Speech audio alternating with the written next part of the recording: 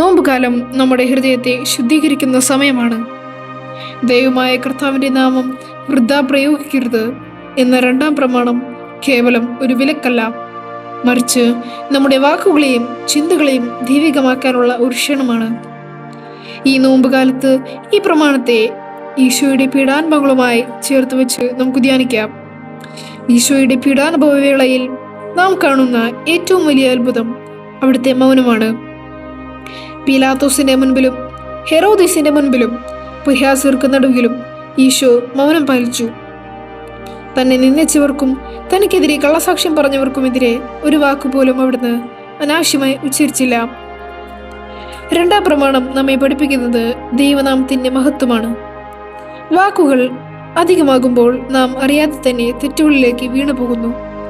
എന്നാൽ ഈശോ കാണിച്ചു തന്ന ആ വിശുദ്ധ മൗനം അനാവശ്യമായ വാക്കുകളേക്കാൾ ദൈവത്തോട് നമ്മെ അടുപ്പിക്കാൻ മൗനത്തിന് കഴിയുമെന്ന് തെളിയിക്കുന്നു.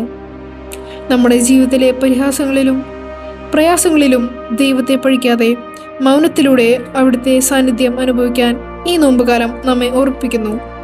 മറ്റുള്ളവരെ വേദനിപ്പിക്കുന്ന വാക്കുകൾ, കുറ്റപ്പെടുത്തലുകൾ, ദൈവനാമത്തെ അനാദരിക്കുന്ന സംസാരങ്ങൾ എന്നിവ ഉപേക്ഷിക്കുന്നതാണ് യഥാർത്ഥ നോമ്പ്. കപടതയില്ലാത്ത സത്യസന്ധമായ സംസാരം ഒരു ക്രിസ്തീയ ജീവിതത്തിന്റെ അടയാളമാണ്. നമ്മുടെ സംസാരം എപ്പോഴും മധുരമുള്ളതും സത്യസന്ധമുള്ളതാകുവാൻ ഈ നോമ്പുകാലം നമ്മെ സഹായിക്കട്ടെ. ക്രൂശിത, എൻ്റെ അധരങ്ങൾക്ക് കാവൽ നിൽക്കണമേ. എൻ്റെ വാക്കുകൾ അവിടുത്തെ പ്രസാദിപ്പിക്കുന്നതാകട്ടെ. പീഡാനുഭവ വേളയിൽ അവിടുന്ന് പാലിച്ച ആ മൗനത്തിൻ്റെ ഒരംശം എനിക്കും നൽകണമേ.